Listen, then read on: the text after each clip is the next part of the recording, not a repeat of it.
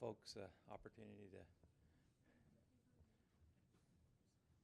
That's really a big thing, a big scary thing. Would that be okay right there? Okay.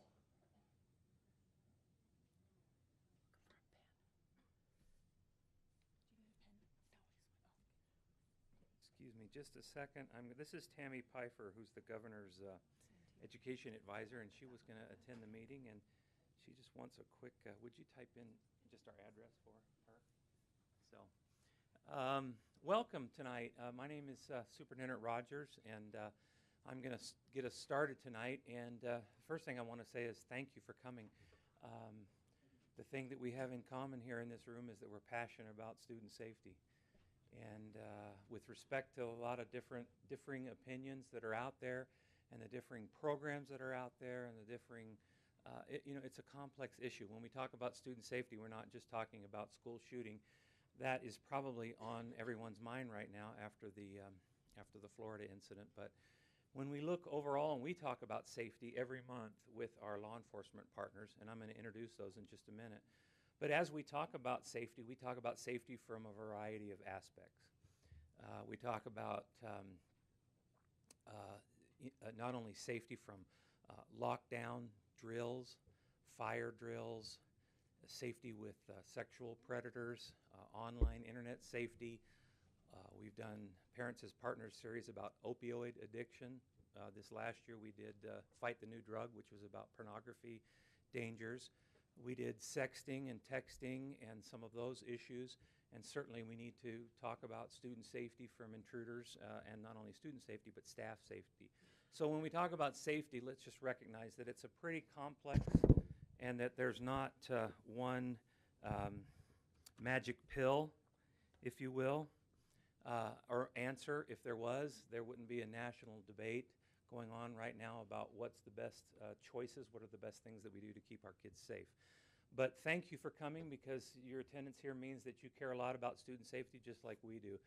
Many of you and many staff members and folks who responded to this indicated that they're up at night worrying and wondering. And if we're up at night as adults worrying and wondering, just think of what our kids are thinking about, whether they're high school age kids who are reading this as it plays out in the media, or whether they're elementary kids. So there's a certain degree of fear, and we have to be appropriate with our responses and not overreact. That's a mistake, but not underreact. Now, this is just my opinion. There's certainly a variety of experts up here that are going to tell you other things that they're working on, but as a superintendent who's been doing this about 16 years, and also as a psychologist, I'm going to talk to you a little bit about mental health. But first, before I jump into that topic, which has been assigned to me, I just want to law enforcement partners that are here, would you please stand up? We have the chief from from Grantsville, the chief from Tooele, and our sheriff. We have our school resource officer, one of them here. We have 4 right now. And we have our communications officer, Sergeant Kalma. What is your other title besides communications officer? I'm the sergeant of the community resource team. Community resource team sergeant. So we have great law enforcement partners here in Tooele County. And like I said, we meet every month in an interagency meeting where we go through and we look at risk. And risk takes a lot of forms. And the one that we're really going to try to pay attention to tonight is giving you information. Now, just let me say a disclaimer. This is not a national debate on gun control. I hope that continues to happen at the national level. I hope we figure out what to do legislatively and safety. But the purpose tonight is to not debate bigger guns or no guns, or take a position. Utah law currently takes a position and allows concealed carry. So we're not going to take a position tonight on Trump's idea of arming teachers, or should they be paid for it, those kind of things. That will be discussed and played out not only on the national scene, but in our legislature. We're here tonight to provide parents some information about what we're doing, the steps we're taking, knowing that not one of us is an expert in all areas. So that's why we have a panel of folks here on school safety, Steve West, and facility safety, because he's our facility manager. We have Bucky Whitehouse, who can speak not only on fire safety, but on standard response protocol and countywide safety and emergency operations. We have Marianne Oborn here on our panel, and she is the Director of Counseling and Social Services, so she can speak out on what we're doing with mental health and many of our programs that we have launched in the last 3 or 4 years. We have Dolene Pitt, who is Assistant Superintendent. She runs our case management team. That's our interagency team that has behavioral specialists, psychologists, principals, administrators, teachers, looking at student risk when they come to us, whether it be through the juvenile justice system or a kid gets suspended or referred for expulsion. That comes through the case management team. That way it's not one person thinking, here's what needs to happen with that student. It's a group. It's a multi-agency group. And then we have Tanya Kalma, Sergeant Kalma, who is an expert in not only student resource officer, but community outreach and policing as well. So that's our panel we hear from. We've got visitors from the media. We welcome you here. We've got State School Board member Linda Hansen here. Hi, Linda. I know the State School Board has had several discussions about student safety. The legislature is currently talking not just about bully prevention and suicide hotline, SafeUT, you've heard of that app, but they're talking about a variety of issues, so we appreciate that. We have our school board members here, 3 of the 7. Julia Holt. Do we have, oh, we got 4 of the 7. You're not sitting in a row. I didn't. So we have Julia Holt. Kathy's over here. Okay, if you're a school board member, raise your hand so I can not forget you. Alan Moritzen, Kathy Taylor, Carol Jensen, Karen Nelson, and Julia Holt. And President Manzione, Marisa Manzione, our president of the board, is at some type of a PTA function, and she said she would like to be excused. So we also have staff members here, principals here, assistant principals, teachers, and of course you parents. And we can't do this without you. Parents are truly our partners. So this is one of our parents as partners. I just want to point out that in back we've got a little ideas suggestion board, so you don't have to put your name on that, but if you have an idea, a suggestion that we don't cover tonight and you want further information in a Parents as Partners series topic about that, I mean last year we did 6 or 7 Parents as Partners series on a variety of topics. The hot topics, opiate addiction. If you remember, we did a little Parent as Partners shout out on the Tide Pod Challenge and on the choking game, and those games that some of our kids were involved in that are potentially very dangerous for them. We're trying to get the word out about that. So if you have ideas or suggestions, someone wrote in that we ought to look at panic buttons, and that's a great suggestion. That's an idea that you can put out. We can do future exploration. There's no way in one night in an hour and a half that we'll cover every topic. We're going to try to at a later point. We turn the time over to our panelists. We're going to try to answer some questions that came in ahead of time. If we have some time after answering those, we can take a few questions, but really we ask for a lot of those questions to be submitted ahead of time. So we would ask you, if you have a new question, to wait and see if our presentation doesn't cover that. And then if it doesn't, I mean, it's a good question. If we don't get to it tonight, please include it on that board on your way out. There's markers up there, and we'll try to get to that. So I think it's great that we're all here. We care about student safety, and we want to know what's going on in Tooele County. What are we doing? What can we do better?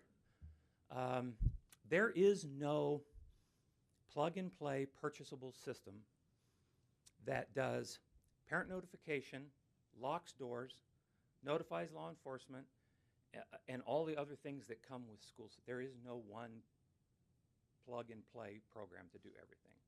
As a matter of fact, I was talking with Tammy Pfeiffer, who's the governor's advisor, and I said, what are we missing? Because we feel like we're doing so much. What are we missing? And she says, we're asking that question as well ourselves, and we have a report due to the governor. As you know, there are several task forces. There's one task force being headed by Representative Elison and Senator Thatcher about suicide, the suicide epidemic. There's another, I've been here 4 years, and I think I've rewritten the bullying policy four times, because there's always new legislation that helps us to get better about how we prevent bullying and how we address cyberbullying and sexting and harassment and some of those other problems. So I don't think we'll have one discussion or one meeting and then say that's the end of it, we're done, we have all the information now, because things keep changing.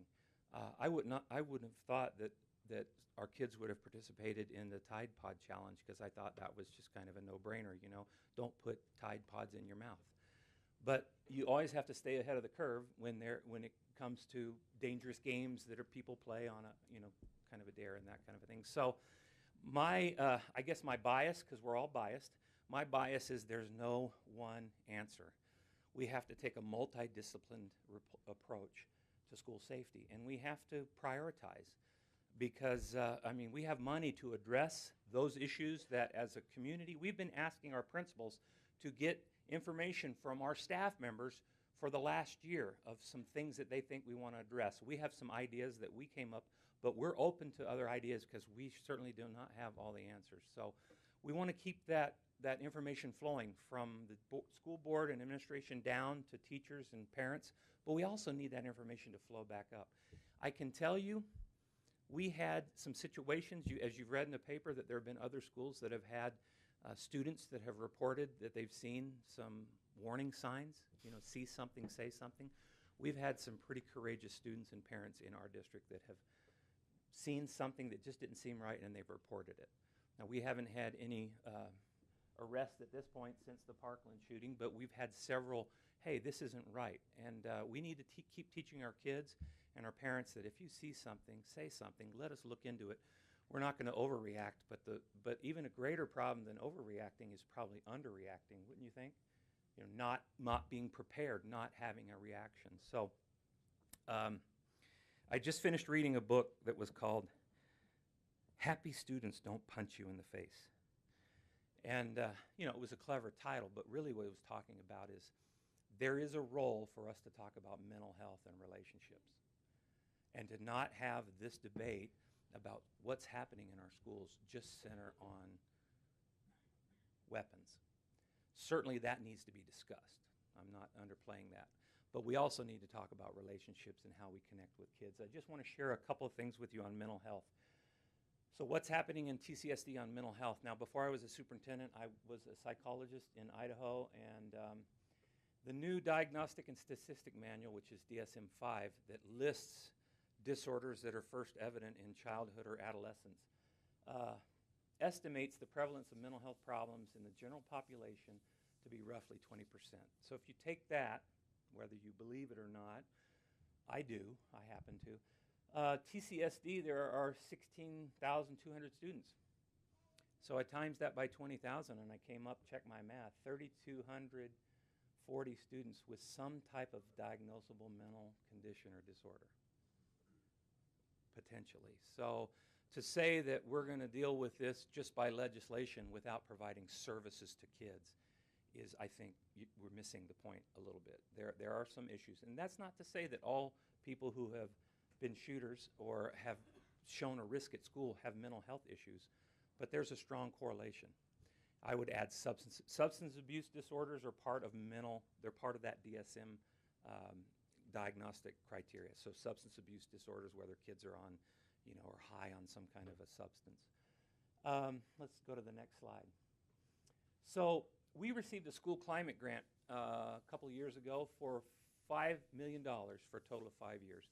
And we put many things into place because that was the year that we had 7 suicides. It was 2014 or 15, Marianne? And we had a murder, and our response was, wow, never again under our watch. What can we do? Let's try to do everything. We can't be all and answer all, but we can try to do everything within our power. So we immediately went to work. I can tell you that mental health is a concern at the local and state level and at the national level, especially in rural areas that don't have as many providers. We have 8 providers under that second bullet point. 8 mental health providers in Tooele County for potentially, what did I say it was? 3,200 students, not to mention adults and marriages and things like that. So it's not enough. And a lot of people go, of course, to Salt Lake and other counties, Davis County and Utah County. But we, out of that $5 million, we had $500,000 budgeted for mental health services contracted. So one of the comments that came in is, why isn't the district addressing mental health? I'm here to tell you that we are. Now, we may not be doing everything, and we may definitely need to improve upon that. But I can tell you in 14-15, we'd had 120 kids that we paid for therapy services. And that's continued to grow at 220 this year already, and we're not done with the year. The need is greater than our budget is, for sure. We don't receive money from the state for mental health services, but this grant has been very helpful to us. We noticed under the third bullet point, that Educators Handbook, we noticed that some districts were saying we don't have a bullying problem because they just don't define it and code it that way. And we thought the best way, if you've ever read the book Good to Great, is confront the brutal reality. It's not the ostrich head in the sand, we don't have bullying here and we don't have suicide, doesn't work. The only way things get better is when you talk about them. So we thought we need to, at least as part of that, purchase a program where our principals and our staff members can use to document where discipline is happening, so we can see trends. Is it happening, mostly with our boys here or with our girls here? Or what kind of gender differences are there? What kind of time of the day? Is it recess? Is it at certain parts of the building? So the location, where do we have places where we need to put another camera? What can we do? So we purchased the Educators Handbook, which is a discipline data tracking system. Now, it's not reported to the federal government or anything like that. It's for internal use only. But we chart safe school violations, mostly not you didn't bring a pencil to school today, minor violations. We're talking about fairly major, disrespectful, disruptive student, fighting, etc., that kind of a thing. So your prevention efforts are only as good as you have data to know how to address those. Does that make sense? So that's one piece. We purchased a second step program. There's a video on YouTube, if you want to look it up, called the Tooele story. And it actually talks about when we used the SafeUT app. Second step program is that pro-social program, and it's K through 8 grades. And it basically teaches replacement behaviors. You just can't say to people, stop bullying, because frankly, there are some kids that don't understand the definition of bullying, maybe don't want to understand it, but it not only defines it, it teaches what's the antithesis, what's the replacement behavior: kindness, inclusion, tolerance, that kind of a thing that we want our kids role modeling. So a couple of our teachers from Copper Canyon and Mrs. Shanoth were on that video talking about how of all of the 41 districts, we're the only district on the SHARP survey, which is our student health assessment risk survey. We're the only district that is showing a decline in suicidal ideation, which is reports of feelings of suicide. A lot of our referrals to these mental health providers are for depression and anxiety. There are more untreated disorders out there that we need to make sure we're getting more access. And I'll talk about counseling in just a second. So that's our second step program. We've instituted these Parents as Partners series to do teacher, student, parent training. Next year we're going to focus completely on PBIS, which is positive behavior interventions and support. I don't know if you've seen that video called Paper Tigers, but it's about a school in Walla Walla, Washington. I think it's called Lincoln High School, and it's an alternative school. And the principal went there and he said, we've been writing smoking tickets, and we've been doing truancy violations, and we've been doing all this stuff and policing, and it isn't helping. It isn't helping with our fighting rate. It isn't helping with our graduation rate. We need to think differently. What is different?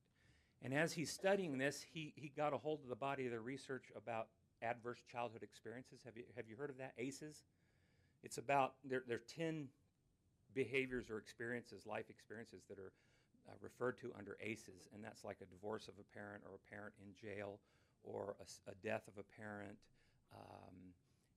significant bullying, things like that.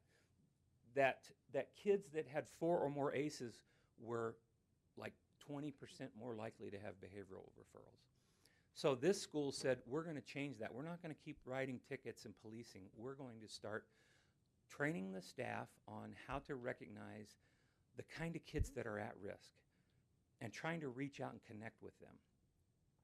The kid that was the school shooter, and my sister teaches in Florida, and the kid that was a school shooter in Florida was expelled and was not connected to anybody at his school.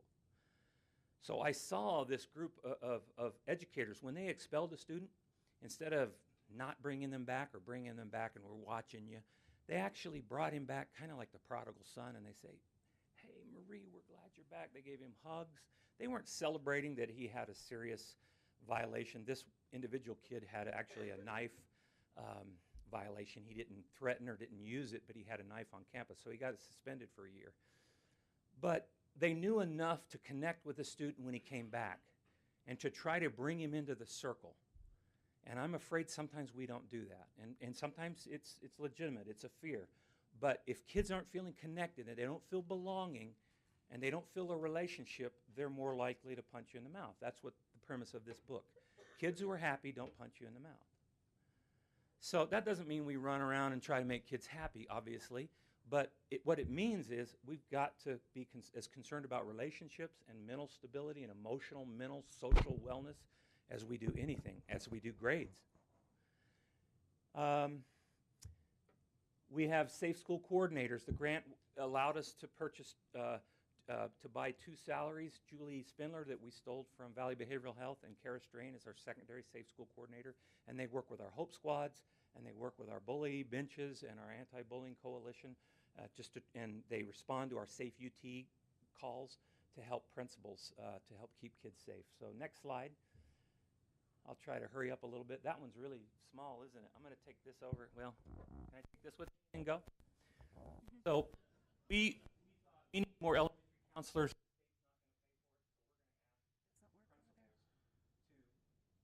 It's not working. Contribute. It's on and off. Dead spot. Okay. To contribute a half of an FTE each school so that our elementary schools, between 2 schools, have 1 elementary counselor. That's new this year. We have never had funding for elementary counselors. And we probably have less funding than we want or need in terms of school nurses. There are some kids that are at risk, and it's not because of a counseling issue, it's because of a medical issue. And we right now contract with the health department for school nurses. But if you look at it, so we instituted the SafeUT app. Marianne just received an award that the district actually, Senator Thatcher and Representative Ellison said that they felt like Tooele County implemented the SafeUT app. Thank goodness we've got parents and kids giving us tips, letting us know. Most of them are about depression, suicide, and bullying. There's a few that are kind of crime alerts and threats and things like that. And every one, we have multiple people, at least 10 people, tips, reviewing those tips that go to those schools so that we can have redundant coverage and make sure that those SafeUT apps tips are being addressed. We have our counselors that are starting to do, instead of running around writing truancy tickets, we ask for our truancy officer to be more of like a truancy specialist and address and do some home visits and find out what is going on at home and what can we do to remove those barriers so that we can get you to school. So home visits was a big part of what we tried to do. You've heard there's been some changes to juvenile justice laws. There's a report from the U of U called School to Prison Pipeline. And so we're dealing with truancy and substance abuse and those minor infractions with law enforcement. We don't really have the backing of the juvenile court anymore on those, and we're not able to make those referrals, but we're trying to do everything we can to encourage, instead of running around and writing, again, truancy tickets, why don't we spend our effort and energy finding reasons for kids to want to be in school, not writing and penalizing them for not being in school. I already talked about our survey, our PBIS summit. We're going to do that in October in place of Techtoberfest. We're going to talk about teachers dealing with difficult student behaviors and what they can do to be positive. PBIS stands for Positive Behavioral Interventions and Supports. So we're going to do more teacher training. Trauma-informed practice, I talked about that ACEs study. You ought to read a little bit about that. Districts who are a little bit more trauma best practice are seeing that they're having that school in Walla Walla that I talked about after they implemented it, saw a 75% decrease in bullying reports and fights. And their graduation rate went from like 50-something% up to 86. So partnerships with Valley Behavioral Health, we right now have several mental health programs in schools, one at Tooele Junior High, one at, Marianne, I'm looking at you, one at Sterling, one at Tooele Junior High, one at, with partnership with Valley Behavioral Health. Stansbury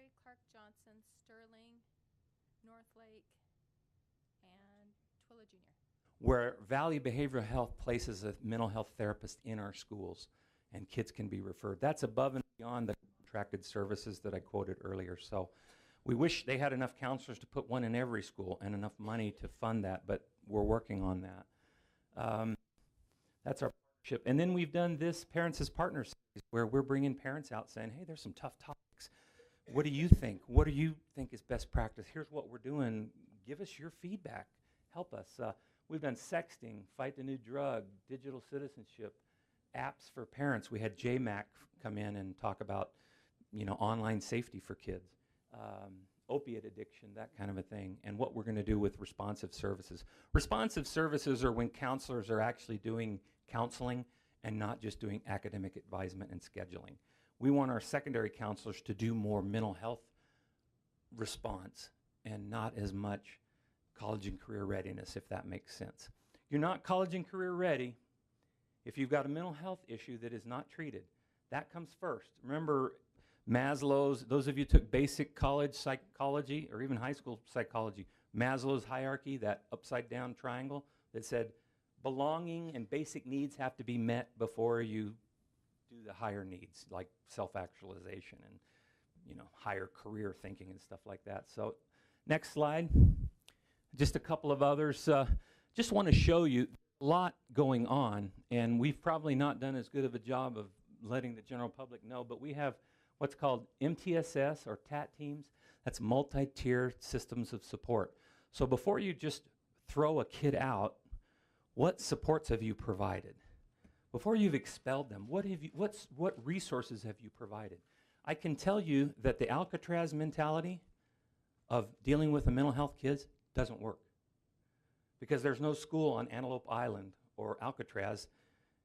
I remember one of my professors at Idaho State said, it is ridiculous to think that if you have an antisocial behavior or a person that is behaving in an antisocial way, that you could put them all together with a bunch of other antisocial thinkers and that a pro-social thought would come out of that group.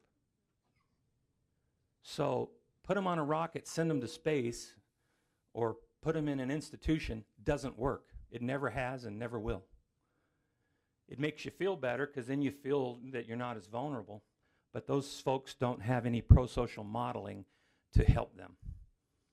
So we need to do that safely. I'm not saying we do that pro-social modeling at the risk of anybody else, but so we have a predicts risk evaluation. We have behavioral specialists that do predicts risk. When we have kids that have made comments, we require them in order to get back into school to do a predicts risk evaluation.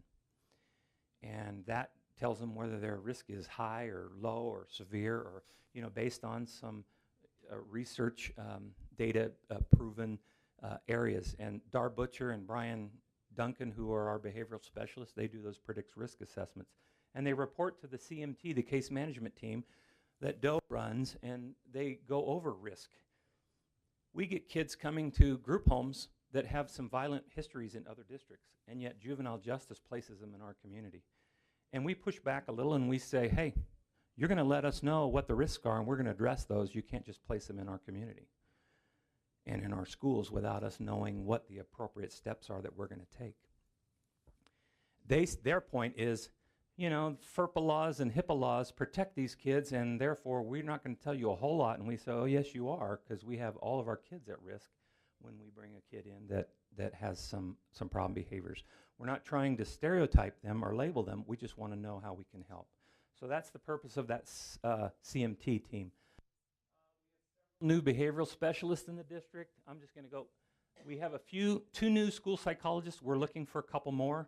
They're hard to find. Special ed positions are hard to fill. And we just went last week. Matt's here. Matt and Terry went back to the National Association of School Psychologists Convention to recruit for school psychologists. We have a hard time filling them. We have, how many school nurses, Matt? 6?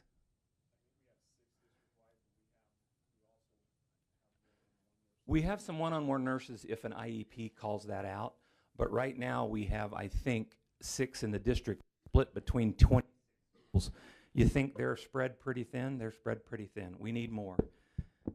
We don't know where the funding is going to come from, but it's definitely a concern. We have kids on feeding tubes and who have medical issues and very sensitive types of issues. So we have Hope Squads working in all of our secondary schools, and they're doing a great job.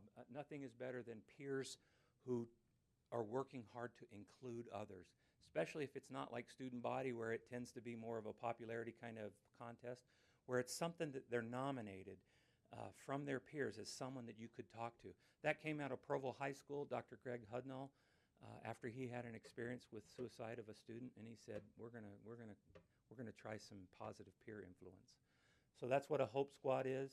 QPR is something that was started by the district and Tooele City in partnership, and that's question, persuade, and response. That's much like CPR for cardiac issues. QPR stands for question, persuade, and refer, and that's an appropriate response to train people to deal with asking the question, do you want to talk about suicide? Are you thinking about suicide? Let's talk. And it demystifies that. We have added one more resource officer. We'll talk about resource officers. We have 4 right now in our district. And we have 26 schools. I can't see a way right now that the budget could afford an additional 22 resource officers. That might be something we come to in the future, trying to find out, mechanisms to fund that. But right now, that's kind of the challenge there. Next slide.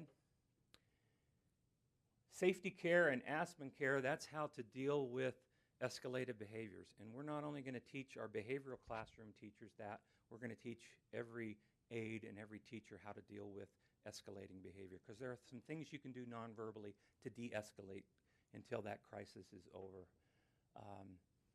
We do have a group that goes to Tooele prevention partnerships. Like I said, we had monthly interagency meetings. We meet with the Children's Justice Center on child abuse issues. Juvenile Detention Center we run. We have a teacher place there. We do have kids that come in and out of the detention center, and we try to provide educational services for them. We have some online programs for kids that are homebound, kids that aren't maybe appropriate in the general setting, so that they can still have a right to receive education. And like I said, there's no Antelope Island school where we send them all, so online and homebound instruction is very appropriate for some kids and does address some safety issues. We participate in Anti-Bullying Coalition. We have bully benches on our elementary campuses. So that's just a list of some of the things that we've implemented. It's not all inclusive. It's not, Next slide. We also have other issues that are related to mental illness that you can't leave unaddressed. Speaking of the issue with the basic pyramid of student needs, we do have a homeless liaison, and we have coordinators working with migrant population and ESL, Indian Ed. We provide a lot of backpacks and supplies and other needed items and coats and gloves through that program and through the community closet. We're doing parenting classes through our Parent Resource Center over at West Elementary. Love and Logic, other parenting classes that some younger parents may need, or single parents. And then we provide a lot of summer feeding, fresh fruit and veggie. I mean, kids are biological organisms.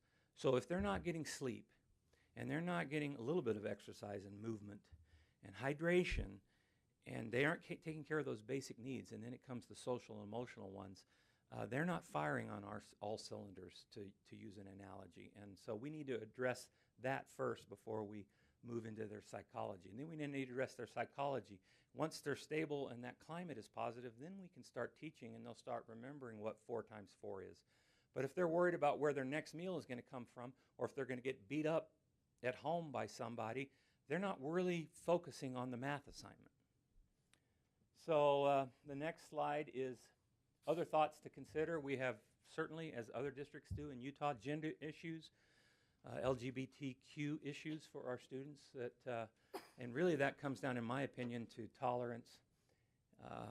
I read this article, why are boys shooting up schools and not girls? Don't want an answer to that right now, but before we had all of the big psychological words, Freud used to call it anger turned inward and anger turned outward. And our girls are doing anger turned inward. That's cutting, that's other kinds of behaviors, and our boys are doing anger turned outward. Why? Is it 5 generations of big boys don't cry? can't be vulnerable, can't express your emotions, can't apologize, can't, I'm not saying that happens in every home, but I just think it's interesting. Is it because our young men are more attracted to violent video games, et cetera? I don't know. I don't have all those answers. I think people are struggling with that. But the author of this article said he felt like we were failing our young men. We've spent a lot of time talking about our young women can do anything they want, and they can, and we need to. There's still some gender inequality, but we also need to maybe recapture some of our boys who just aren't getting what they need to be mentally stable young men. And so they're using these violent means and violent thoughts and violent posts and to I don't know, is it ego? Is it macho? But I worry about our boys. And so I do think I talked about those examples from Paper Tigers and a little bit about the prodigal son. I think we need to welcome some of our prodigal sons and daughters back with loving arms and into the tribe, into the village, and be just as concerned about that. But we have to do so safely. But I think we need to talk a lot about sense of belonging and sense of hope in kids and relationship building and connecting, because I was reading the article today by the NEA that said we don't think that arming teachers is the sole answer or the answer at all. I don't know what the answer is, but I know it's multifaceted. And I know we can't just focus on one thing or one political position or one program. So I think the last slide I have is our parents and community members can help. So remember, it takes a village. These are a couple questions. They're just rhetorical. I don't want you to answer them. But are you locking up guns? Are they secured? I worry about that. When I came to Tooele County, the first thing someone said was, you got a lot of guns out in Tooele County. Are they locked up? We got gun safes, or do we have child locks, trigger locks, etc.? There are, I still think there are programs, Sheriff, Chief, that will provide that free. Are we monitoring social media, what our kids are saying and doing? Are we securing prescription drugs?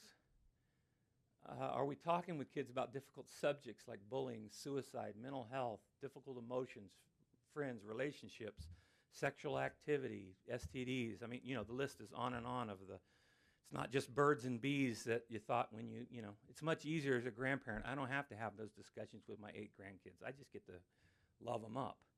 But part of loving kids up is, I imagine I might have to have one of those discussions as a grandpa. Are we modeling kindness, inclusion, tolerance for differences of opinion and different races and different gender identity?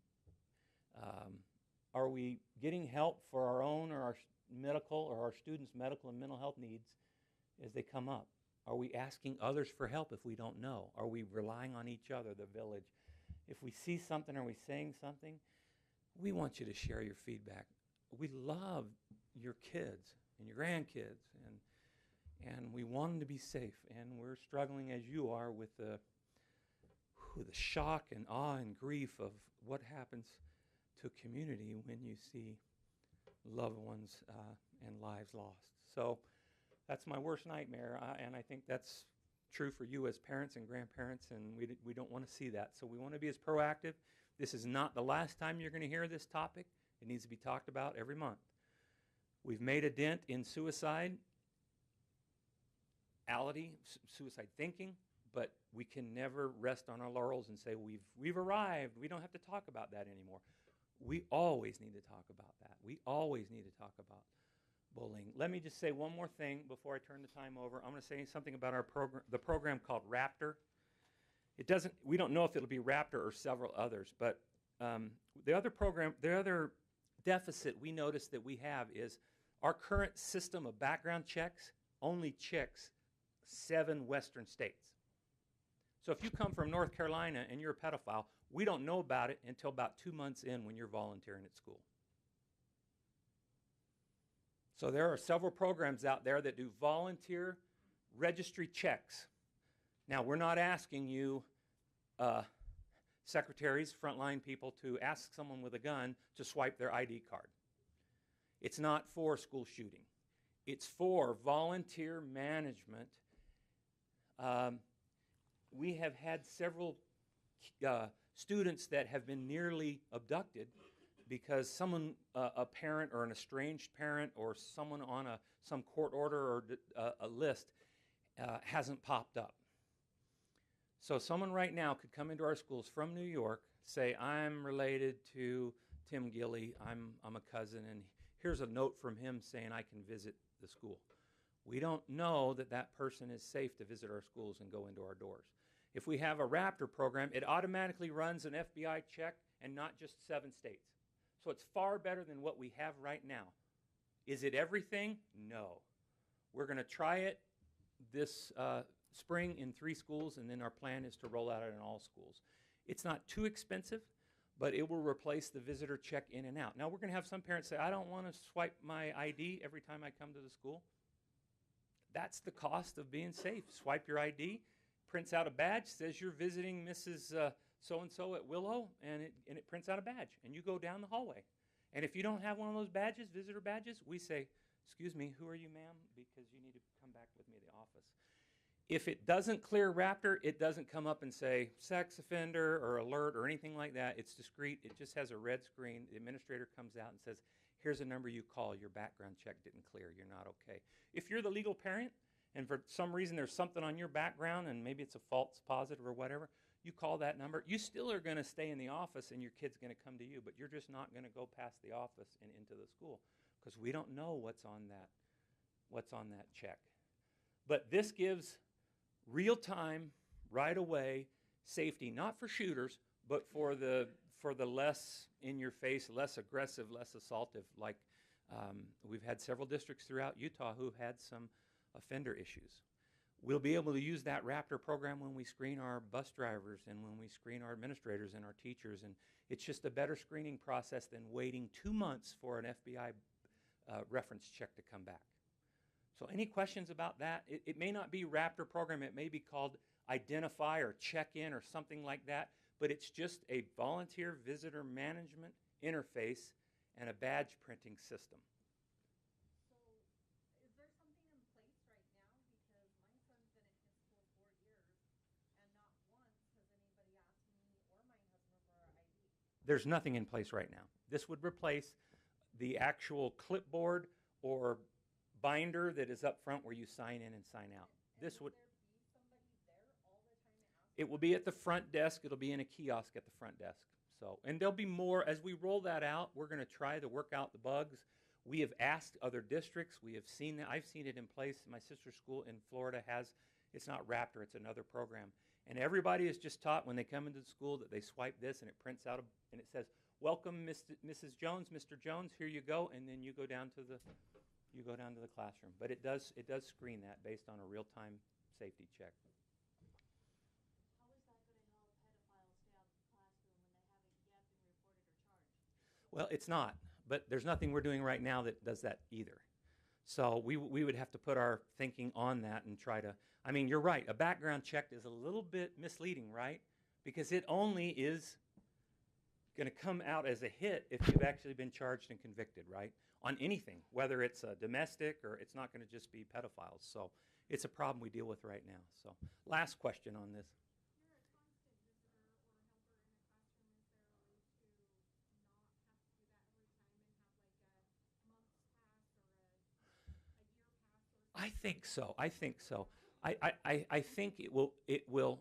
I think the secretaries are able to recognize you and to fast track you so that you don't have to swipe. Thinking of like a PTA person or a Yeah. reading helper or something. It's going to cause people to think differently. When you go to school, bring your ID. But I mean, I can't think of another way to make sure that it's not really the people that we know that we're afraid of, even though sometimes we know people and we don't know their whole background situation. It's not parents that are coming to pick up their kids, check in and out. It's people that want to stay at the school and volunteer or do some kind of a chaperoning for a trip or something like that. My time's over. I probably better sit down and shut up. If we have more questions about Raptor, can we hold those till maybe the end? Because we've got several other panelists. So that's the last for me. Who am I turning it over to? Okay. Sorry if I spoke too fast. There's a lot going on and a lot we're concerned about.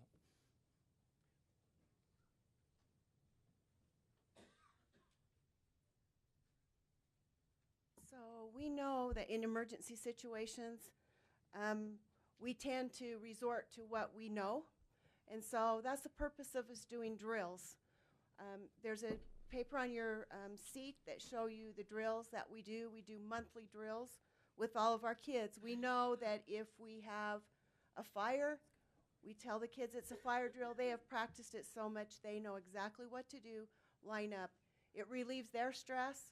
Parents know that we have an orderly way of evacuating the school, and those kids come. You can see the different drills we do on the back of the page. I gave you a list that tells you what the kids and teachers are doing in those drills. So we thought that would be good for you to have on your fridges at home. Schools do them at different times during the month. There's not a set day other than the Great Shakeout in April when the whole state does earthquake drills together at a specific time. Schools do the drills. They call into our receptionist and report when those drills are done. Schools are required to keep a list. The fire marshal checks that list yearly for fire drills. That lets the fire marshal know that we're meeting the requirement of the law. We have instituted the other drills just as a safety precaution for our kids. We hope none of those things happen, but if they do, we're prepared. The kids have been through a drill of what happens if we have to lock the school out, what we do if a lockdown, what we do with the shelter in place. The kids know, and so they react accordingly, and we start that in kindergarten through 12th grade. So we hope that we're being preventative in that manner. The superintendent asked me to talk a little bit, and he's already touched on it, on the committee that I chair called the Case Management Committee. That committee meets when we have issues with students that have safe school violations and need to be suspended from school more than 10 days. So if we follow the district policy, there's guidelines on what students, for instance, if they were to bring a weapon, the first offense, and they didn't threaten anyone with it, it's probably a 1 to 3 day suspension. The principals handle that at the school level. But if it gets to the point it's the second time, or they bring it and they threaten someone, it's an automatic out-of-school suspension. And if that suspension goes over 10 days, then it has to come to CMT to be reviewed and recorded so that we have an accurate record. The state requires us to turn in all safe school violations to them at the end of the year. So at the state level, they can keep track of the safe school violations that each district has. And we like that information to be accurate. So case management is used to help ensure that that data is accurate. We also, kids move around, so we have a district level record of kids. They may have a safe school violation in one school. They may move to a different school, and that school doesn't know what happened in the previous school. Although we record it, they can pull it up. But as that kid, if that kid were to do things in another school, the case management district level, we have a record. We can say, well, this is becoming a pattern, and we need to do something to implement to make sure that the kids are safe. We also, if we feel like a kid's made a threat and that threat is credible, we do what superintendent talked about as a predicts risk. If that predicts risk comes back high, that student does not get him back into school until some intensive interventions have been completed. So that could be counseling, that could be anger management, any array of things until we feel like that child is safe and the other students around them are safe to come back to that school. So that's a precaution that we do. We follow that procedure pretty regularly. We want it to be consistent. We unfortunately do have kids that make poor decisions, and we do have some kids who have some scary issues that we feel like the predicts risk gives us information that we can provide, not only removing them to provide safety for the other students, but to help them get some help. Removing them from school doesn't solve their problem. It might solve our safety problem for a while, but it doesn't solve that student's problem. And so our goal is to provide necessary things for that student to become a safe citizen. So appreciate your time and support.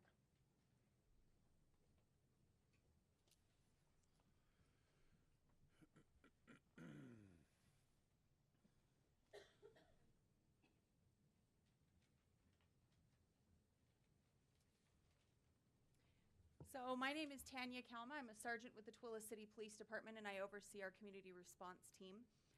Please pardon me, I, for the last 4 weeks, have been in teaching 6th graders, so if I'm a little more animated than normal, you'll just know that that's why. So I just wanted to be here tonight to talk specifically about the partnership that our local law enforcement throughout the county has with the Tooele County School District.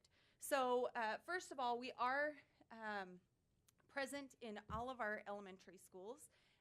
We partner with the school district. Also for Tooele City, we partner with Communities That Care.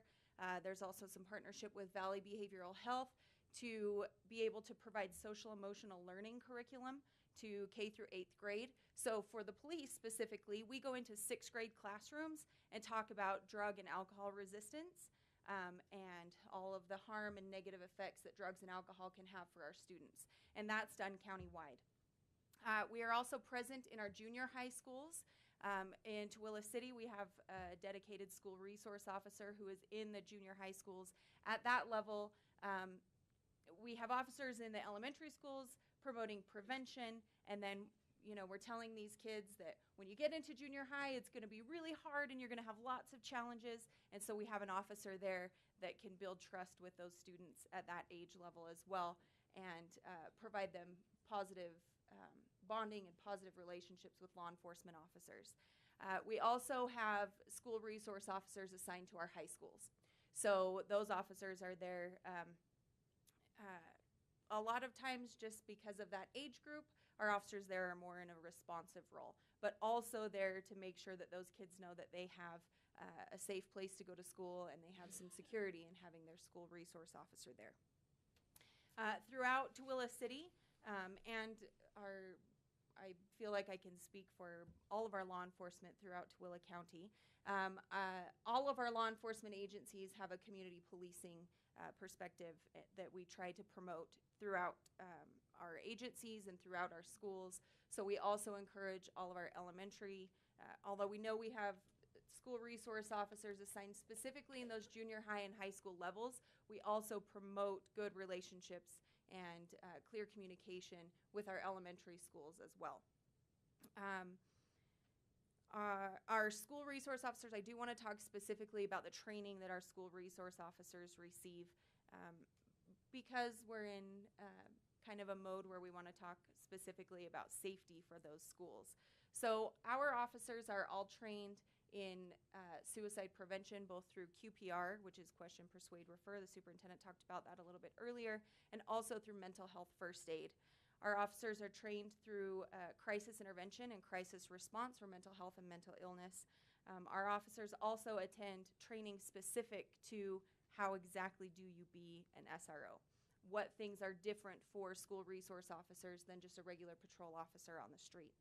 And then our officers partner with our interagency or combined SWAT team to actually have practical training on active shooter events or events that are higher intensity. So I will be around. I want to make sure and give everybody on the panel some time, so I will be around to answer questions afterward if any of those come up. And I would also like to just say thank you for being here and for your time.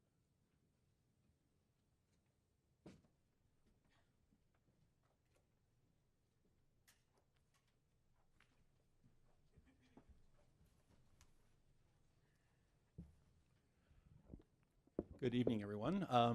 Just by the way, introductions again. My name is Bucky Whitehouse. I'm the emergency manager for Tooele County, and I am part of what I consider to be the district planning team as it relates to safety in the schools out here right now. With me, obviously, it has been mentioned in the past, Marianne Olborn, who works with me in quite large detail to prepare the schools and to determine what are the plans for the schools as it relates to how we handle emergencies.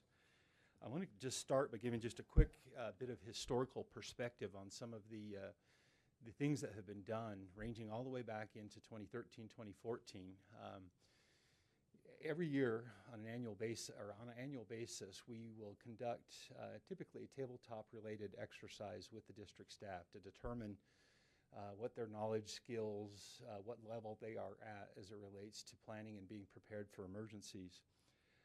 In approximately the 2015 time era, we had a tabletop exercise in which we talked about active shooter as one of our components to being prepared.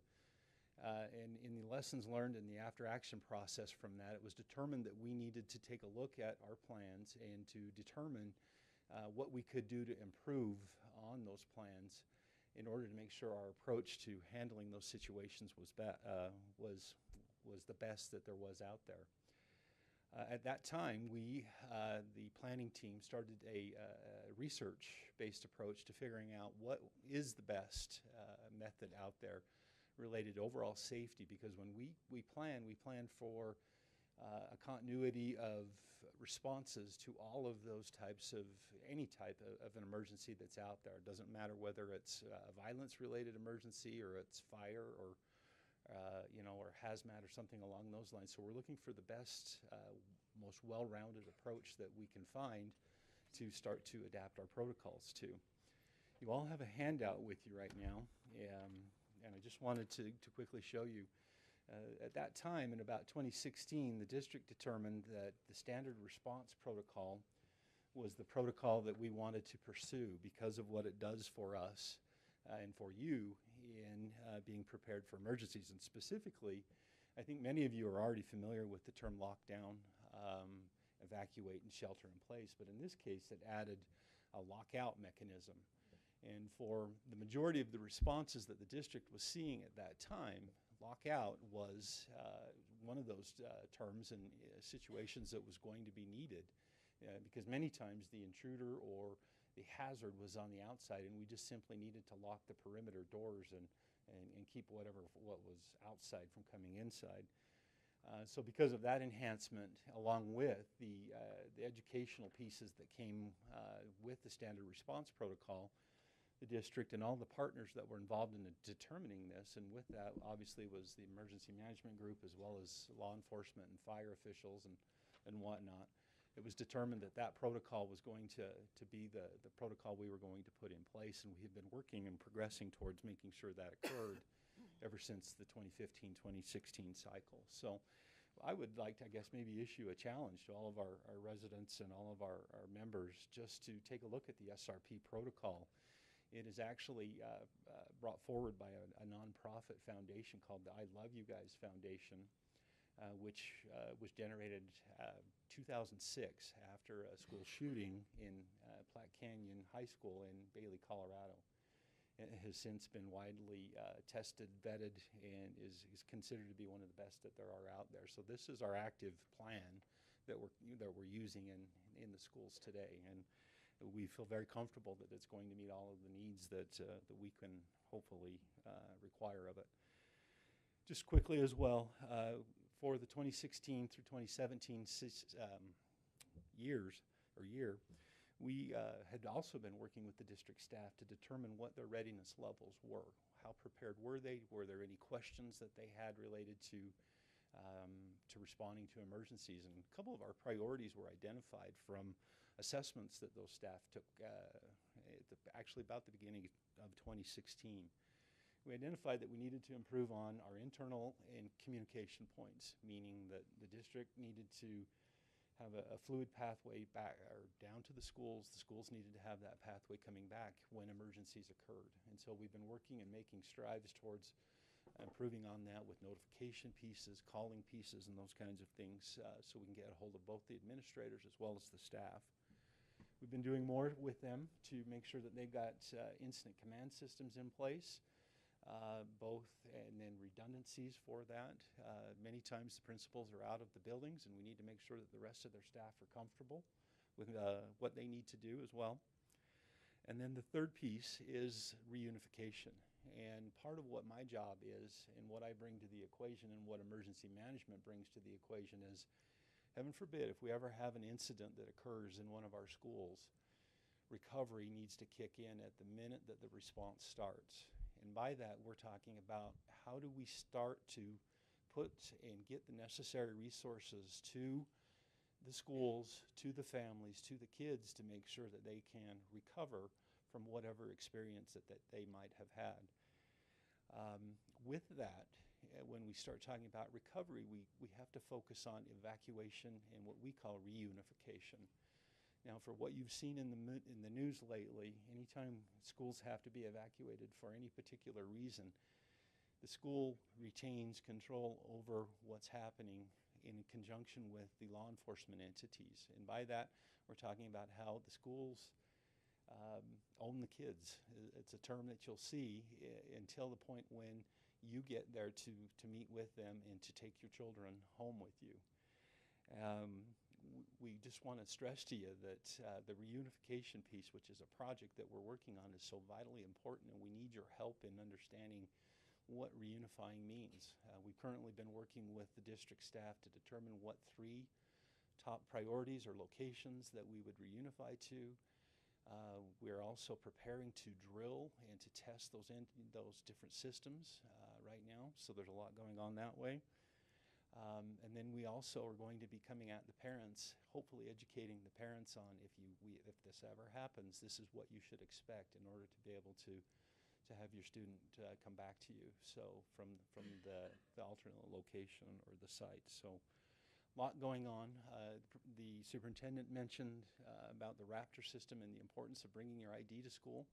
In the event that we ever had an emergency, you would need your ID in order to be able to get your student or your child back. That's an important piece of this reunification process. So I need you all to understand that bringing your identification to you as you come back and forth to school is going to be an important component going forward. So I'm going to turn some time over just quickly to Mary Ann. She's going to go through and show you the resources that are available to all of the district staff that have all been generated as a result of this SRP protocol. Okay.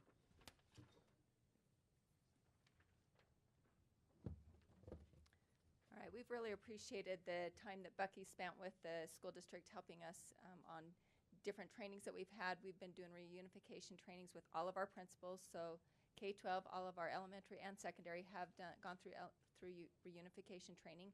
We've done tabletop exercises, which is basically a conversation through what the reunification would look like. We've been doing that with multiple schools and have that scheduled out for more schools to come. And we are also looking at some schools to do some practice drills with it. What would it look like?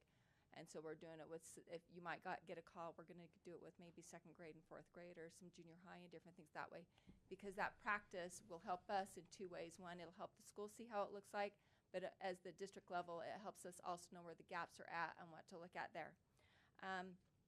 We, this year, updated, so it's totally current. We have a new crisis manual that we've created with the SRP protocols. This has gone out to all of our staff members.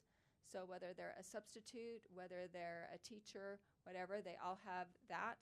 Our administrators have a binder. Notice it's 3 rings, so we can keep it up to date. We also have it online for them. These are both behind the firewall with the school district, so they're not available to the public because we don't want people getting a hold of them that we don't want to get a hold of them also. But we wanted you to know that we do care. It is something that we find that we need to keep current and have that information for our staff, all of them from the administration down. In one of the handouts that was given to you has the basic information behind the SRP protocol. So if you look there, this actually is in the administrator handbook, and that's what they have used with their staff at the beginning of the school year to do training with them on reunification and also going into the different parts of the SRP protocol, whether it's the lockdown, lockout, evacuate, or shelter in place. One other thing I wanted to bring up also is in addition to this that we're doing, we know that there's the critical, but there's also that mental health component the superintendent talked to. So our counselors, they do get the mental health first aid training. We train them we give them DB tree training. We give them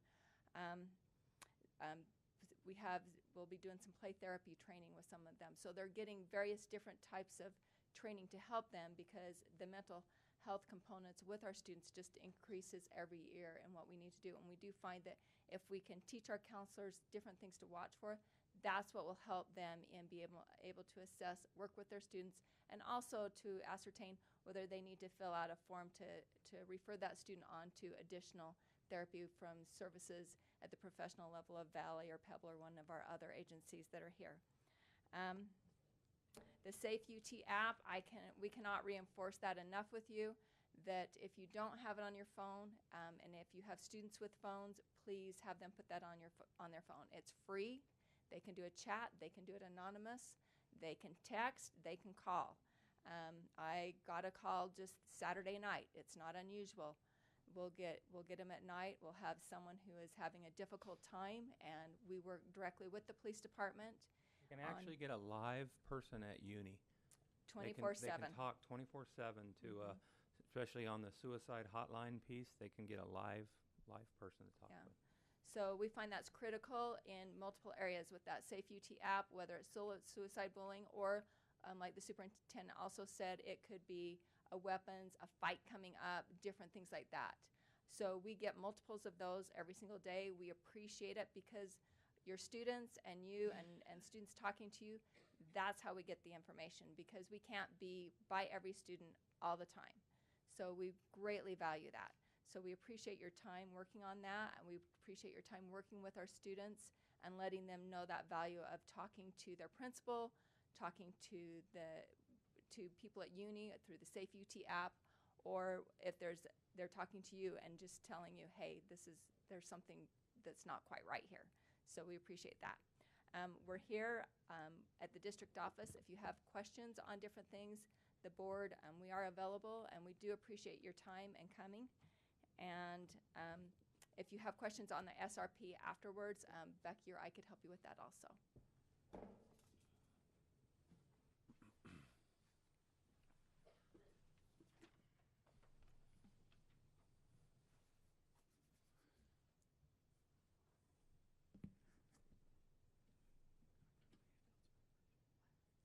I'm Steve West, Director of Operations and oversee facilities. Just want to take a minute and talk about some of the things that we are looking at to keep our buildings safer and more secure. We care about the students within our district. It's a very important part of what we do. We look at building access and building egress. We get to walk a fine line as how do we keep people out of our buildings, but in the case of emergency of a fire, we need to get them out. So there's a line that we need to walk there as we're doing that, and we're looking at all those. So we're looking at all safety concerns in our building. During building access, not only during school hours, but after school hours.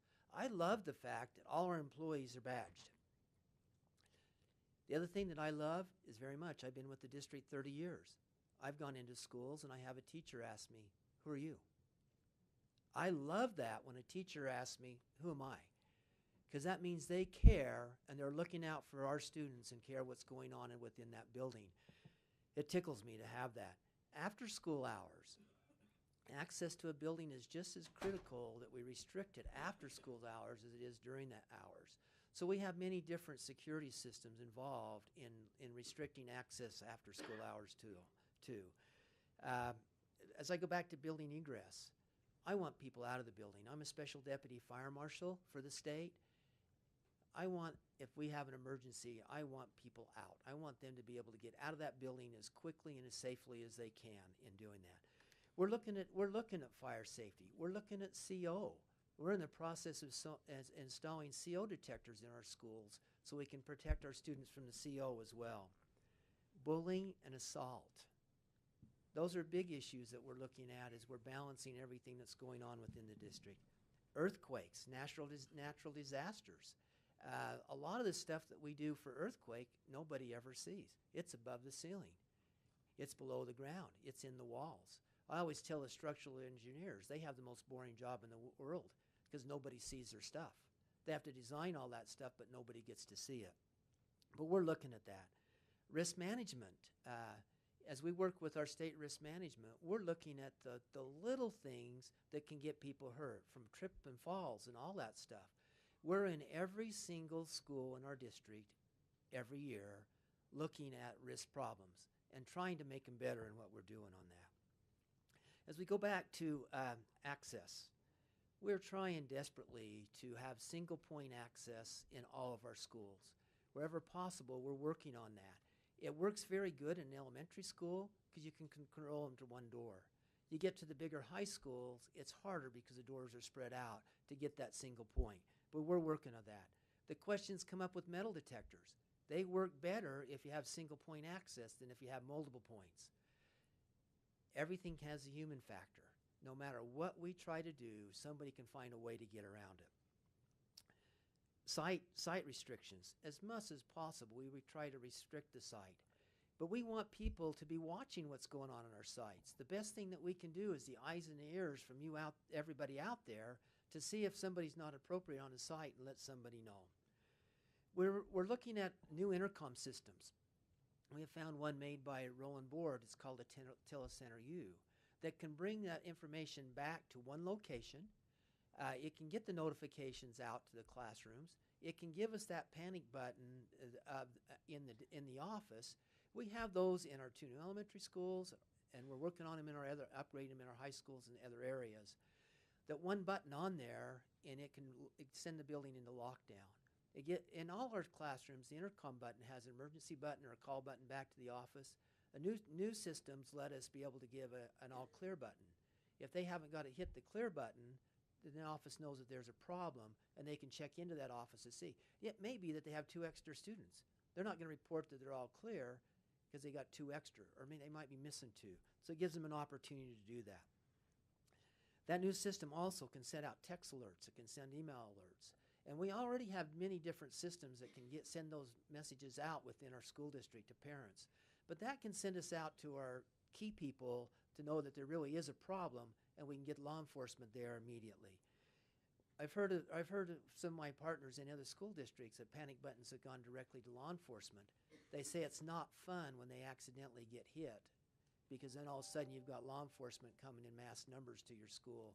They've taken some of those out, the direct link, because of the nuisance trips on those. But we are looking at that. Windows in every classroom door. One of my pet peeves, one of the things that I want to see happen everywhere we have, is I want everybody to know what's going on in that classroom. My office has a window in it. I want people to see what's going on in my office too. I don't want anybody to have any place that they can hide to cause any harm to any faculty, staff, or student, anybody there. We think that's very, very important part of that. Well, Steve, can I just add, but it kind of the opposite is true. If we were in a lockdown, we wouldn't mind shooters not seeing in the classrooms, but more frequent than the shooter problem we have is boundary problems one-on-one with students. You've seen that across Utah. That's another serious issue that we don't want to have, and that comes from when you can have one-on-one access to students. And so we're trying to balance those 2 competing needs, if you know what I'm saying, that we want to have access to our rooms, and we want administrators and people to see when we're one-on-one with students, especially if someone, and we just say with a member of the opposite sex, don't do that. But that's not even solely true anymore, because those kind of situations happen with same-sex members. So we're saying don't put yourself in a situation when you're one-on-one with a student, or don't do one-on-one texting or social media.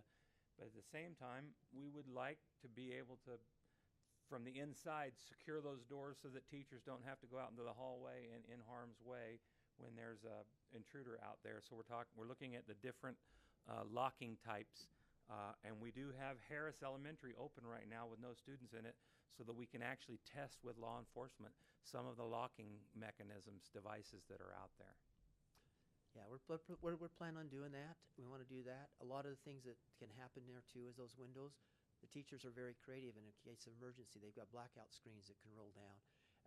Right now, immediately, as we can put a magnet either in the door frame or on the latch, so that door can be locked in an instance. Just keep it locked all the time. You knock the magnet out, that door is instantaneously locked. Nobody's had to go out, and those kind of things. We're looking at those barricades. We're going to bring several different type in and test them.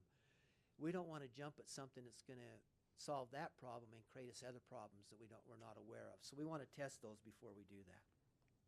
On that, back to our intercoms. One of the things that's really good about the new intercom systems is Most intercoms, when you buzz them into a classroom, it gives you an alert that somebody knows that you're listening there.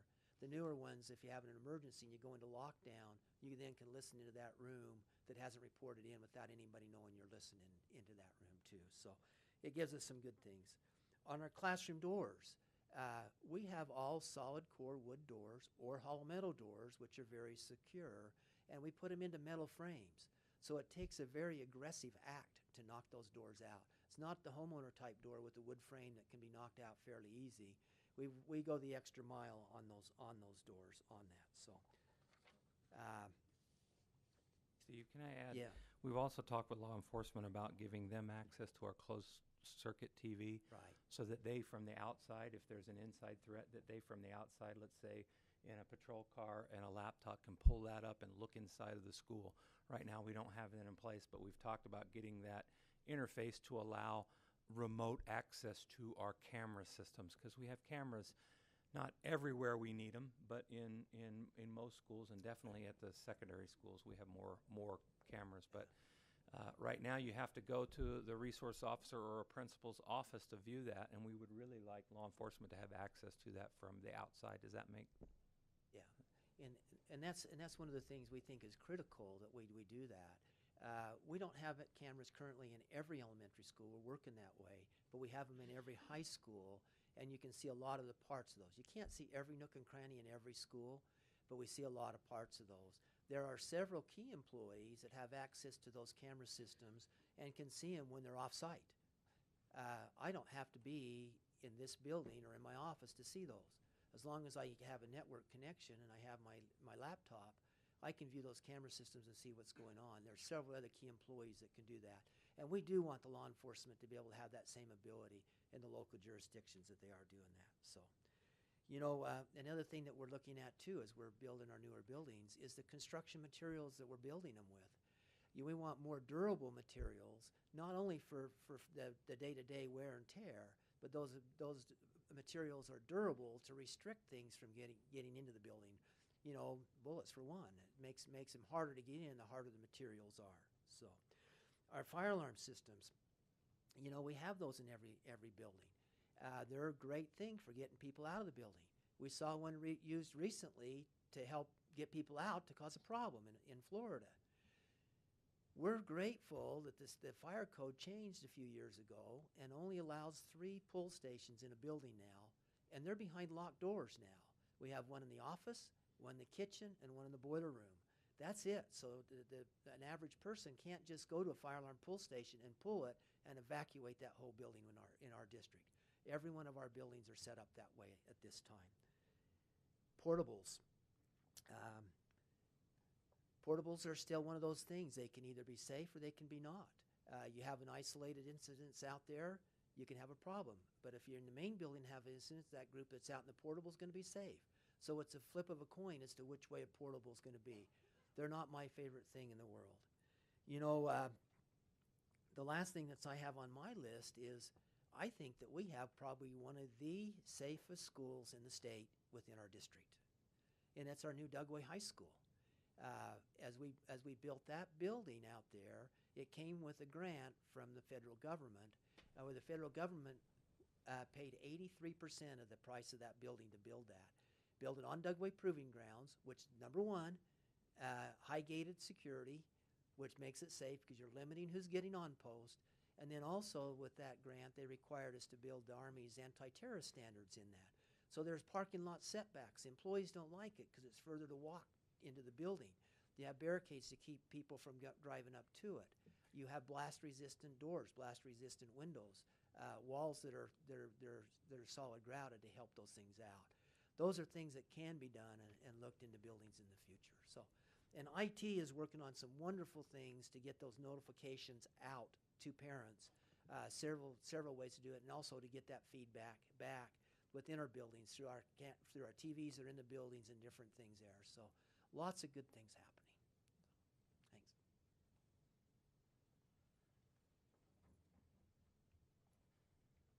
All right, so we're going to move on to the Q&A portion, and I just want to say thank you to all those who actually submitted questions. I think if we ended up taking a lot of questions, we'd be here all night.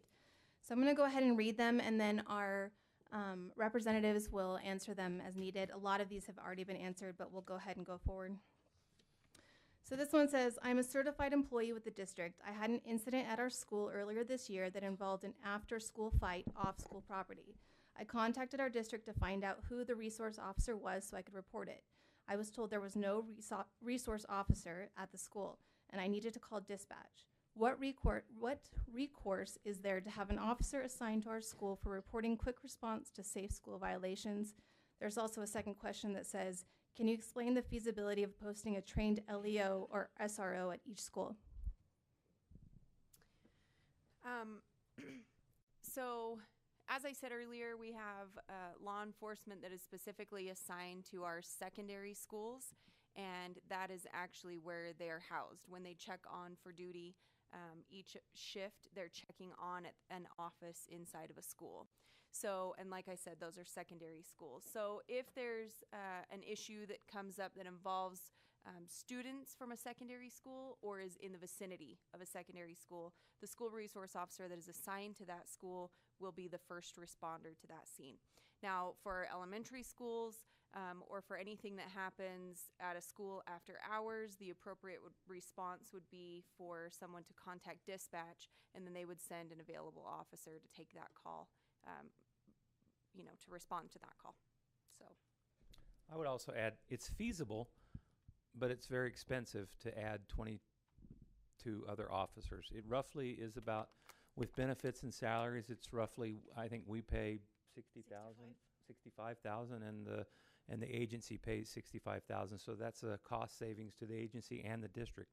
We partner with that. We try to find cops in schools grants and other grants that are available, but we have 26 schools, so it's not that it's not feasible. It is feasible, but it would be a budget issue. It would, we'd have to make some serious.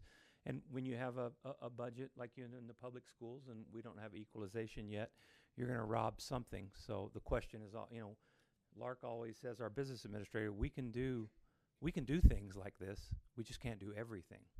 So we have to prioritize, and it's not that safety is not a priority, but I don't even know if we could find that number of. I'd have to ask the chiefs. I don't even know if we could staff that number of resource officers.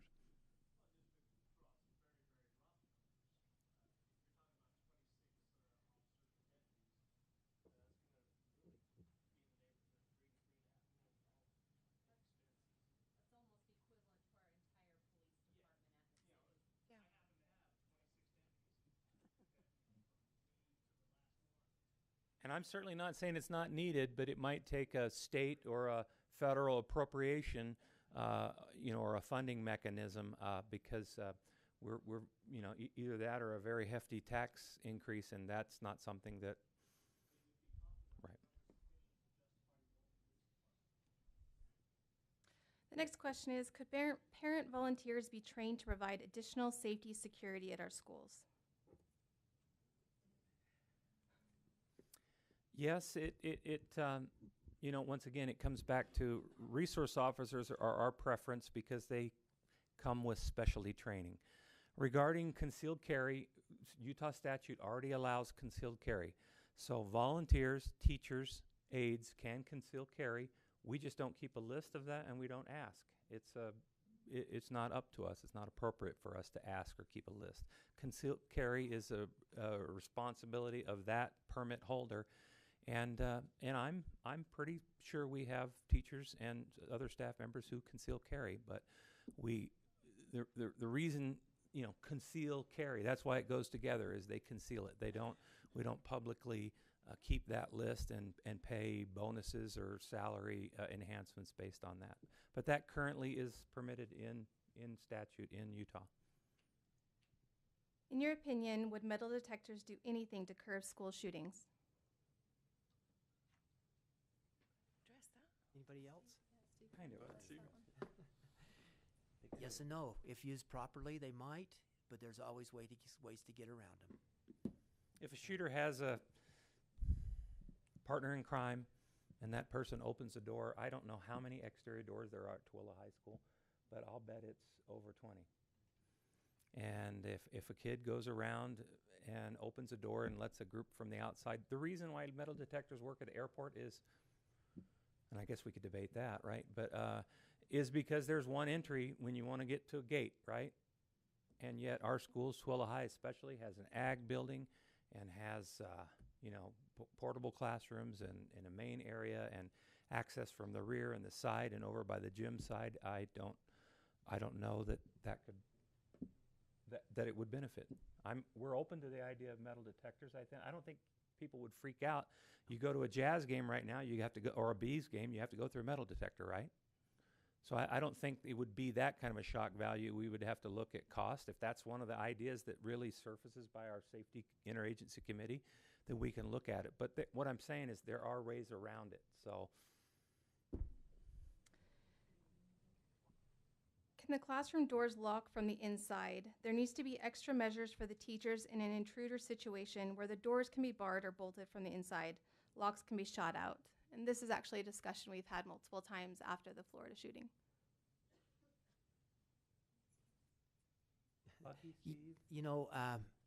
Some of our schools, the doors can be locked from the inside.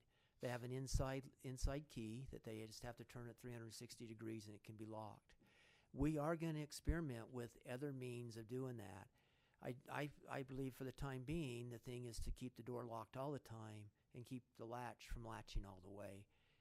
And so we can have that immediately access the building. But we want to investigate all those other things that are coming out there.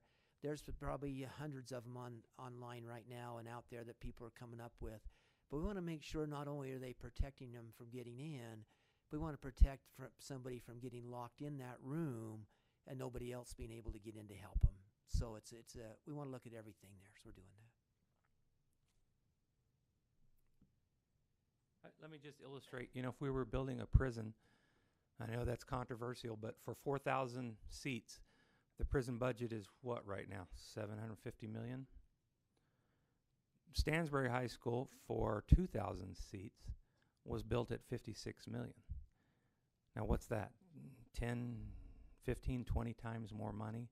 So we just don't allocate the money or have the money in a general fund to build at that level of security. Now I'm not saying we need that level of security, but just illustrate that those kind of buildings are very expensive to build, and then they're not designed to let people out or to be hubs of people coming in and out for basketball games and cheerleading practice and band practice and those kind of things. They're just not, it's not designed to be that.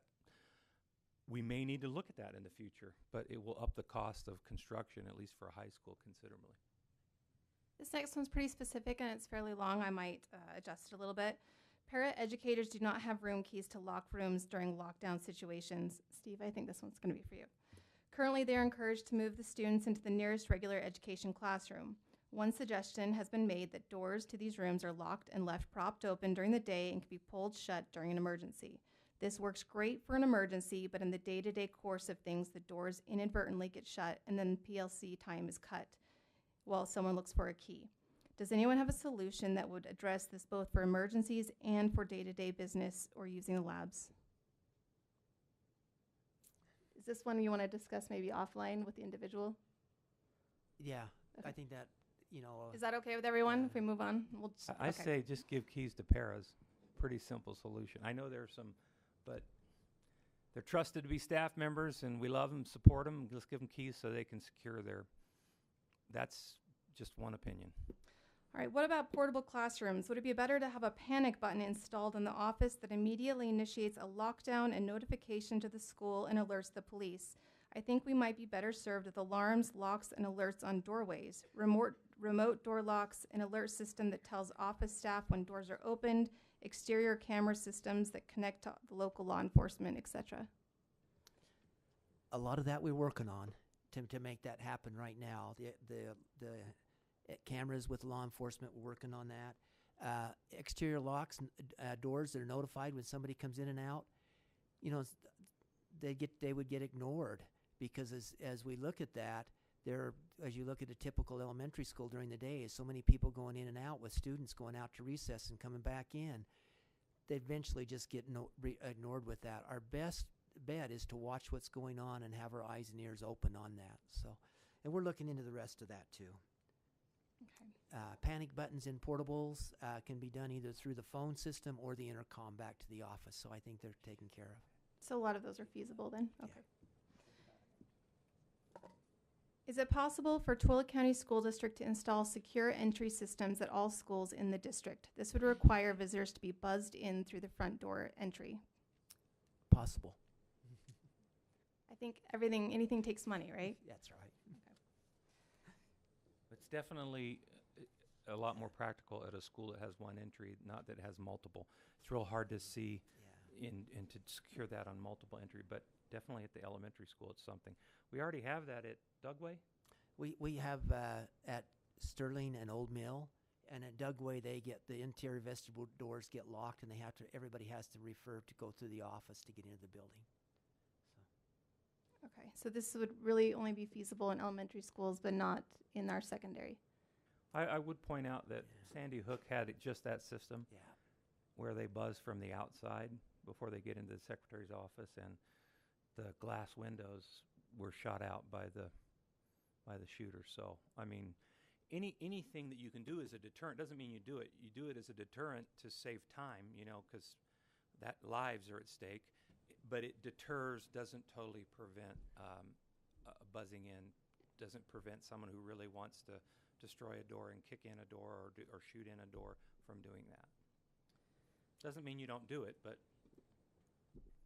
All right, the next question is, in my child's school, the yard is not fenced in. Because of this, I'm able to walk up to any door on the outside of the school during school hours, and a child will come open the door for me without hesitation. I'd like to know how we can make doors more secure besides just locking them. And I think part of this is also about teaching our kids not to let people inside the building if the doors are locked. But any other suggestions? That's a hard one because we don't want them to let people in, but we also want them to be able to get out if there's an emergency too. So that's a hard one. That's a balancing act there. The front desk of my children's school is usually busy doing other things, and parents can walk right past them without anyone realizing there are visitors in the building. How can the front desk be more perceptive at greeting and making sure adults are checking in? And this was a question that came up multiple times, so we won't read all of them that have this. We do need to be more diligent, and the ultimate would be the locked doors where they have to be buzzed in. So they can't get past the desk without somebody buzzing them in. I would point out and comment that our secretaries are incredible. Yeah. And if anybody has eyes in the back of their head, if you're a student and you think you're pulling one over on a secretary, you're probably wrong because they have eyes in the back of their head. Having said that, they're also human, and we all get pulled away. But I think they do an exceptional job. I don't know that that's our greatest risk, but I do think they do an incredible job greeting people friendly and dealing with everything from ice chips to Band-Aids to their counselors, their part-time therapists. They're wonder women and men. I don't know if we have any male secretaries, but they're wonder women. They really are. And we have talked about maybe getting to the point where we need at the elementary schools, instead of 1.5 secretaries, 2 full secretaries at every school, so that there's 2 deep every time at every, because all schools don't have 2 deep. So we have talked about that. That's a staffing issue, but that's easily, that's an easy fix. All right, this has to do with visitors check in and check out. Parents are worried about their children being safe at school, yet they often balk at having to sign in and out. I personally would love to be trained in approaching someone without a visitor's pass. This is from a staff member. Could we come up with a standardized way of addressing this? Of course. I think that's handled a little bit with our, if we were to purchase a management system. A management system would print out a badge for each person visiting, so you would automatically know. We can certainly do training on our staff members on how to approach people who do not have a badge. Superintendent and I visited a school in New Mexico where they used a system. They happened to use Raptor system. We were very impressed with it. It was fast.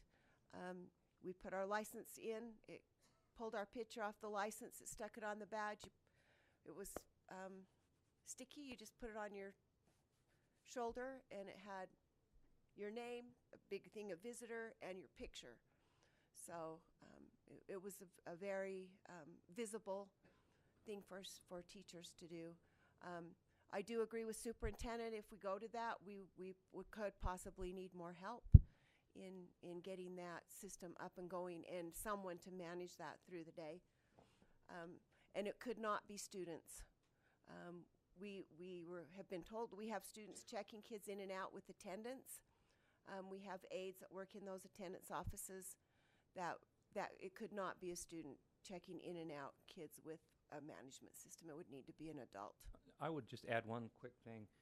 We talk about check in a lot, but I know Principal Milne was saying check out is just as important, because if there's a fire or situation, law enforcement and fire wants to know how many people are in the building. And I know that, you know, when we're done visiting, we want to just kind of, especially if there's two people deep talking to the secretary, we just kind of want to go out and take the, you know, badge off and throw it away, or just hang it there and then go, and we don't want to check out. But it's really important that we know who's in the school at any time so that we can account for comings and goings and the students. So we've even had parents with this new system, you wouldn't be able to stay out in the car and call in and say, hey, I'm out in the driveway, you know, in the pickup. You'd have to get out of your car and come in with the badge. You wouldn't be able to do that. So it's going to inconvenience some folks, but that's the cost of added security and safety, right? A little bit of inconvenience. Also, in the case of an emergency, if we were to, and Becky touched on this, have a reunification site, that would ensure that the right person picked up the right student. Our biggest fear in a reunification is a kid leaves with a parent and we don't know it. We have to account for every single student with that identification. We funnel the parents through one site. We go get the kids and bring them out to the parent. So we match parent with student, and we know that the kids are safe and on their way home, rather than people come and everybody's excited and they start grabbing their child and they leave and we don't know. Parents tend to say, oh, well, he's my neighbor's kid, I'll take him with me. And kids get taken and we don't know where they are, and then mom comes to get their child, and the worst fear of a parent is for us to say, I don't know where your kid is.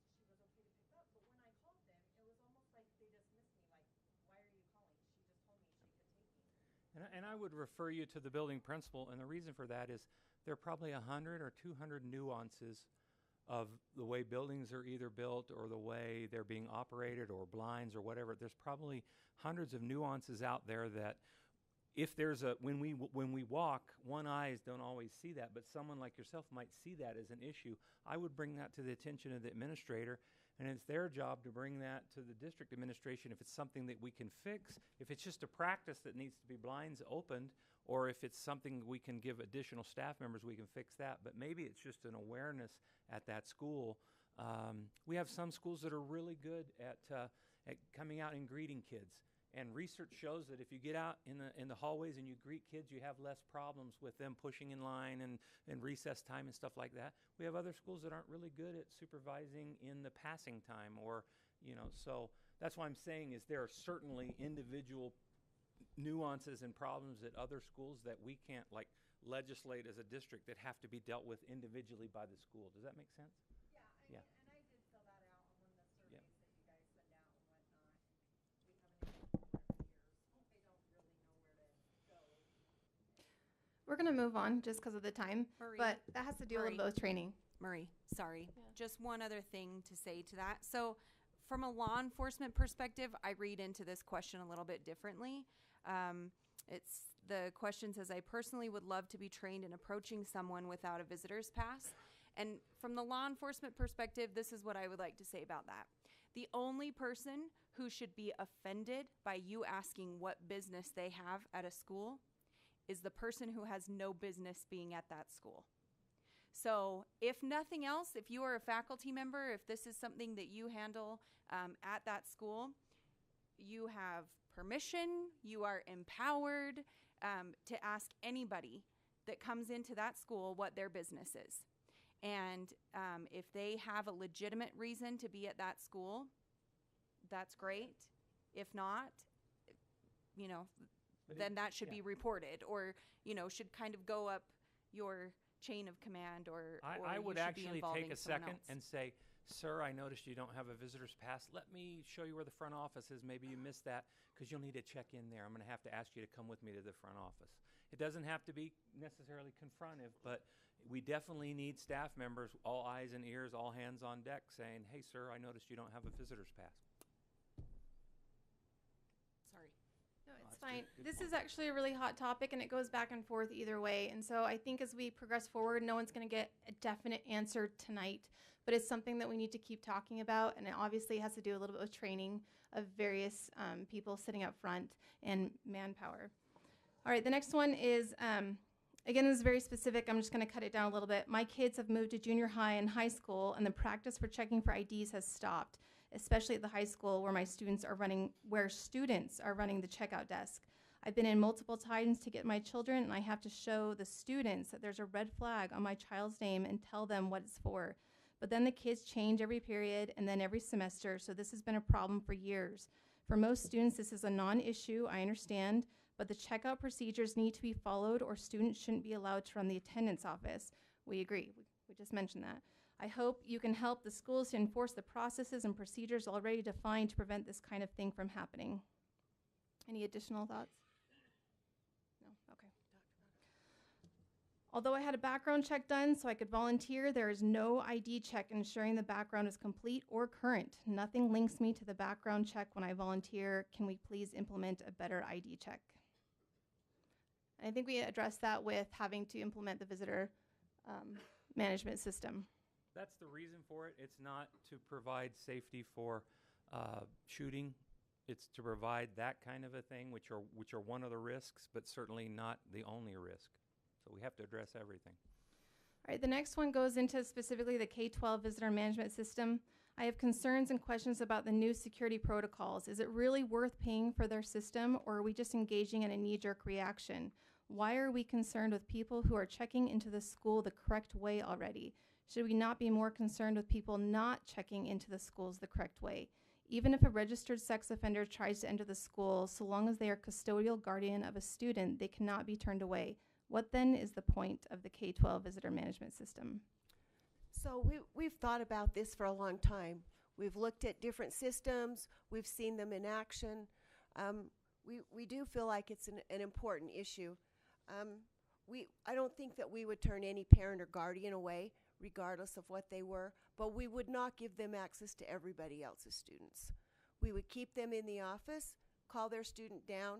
Surely they have access to their own student, no matter what their background check shows, but they would not have access to everyone else's students, and that's the value that we see in the system. The only exception would be the Raptor system wouldn't be up and operating at open events like basketball games, football games, concerts, etc. That's an open Open to public the meeting, community. so it wouldn't take place.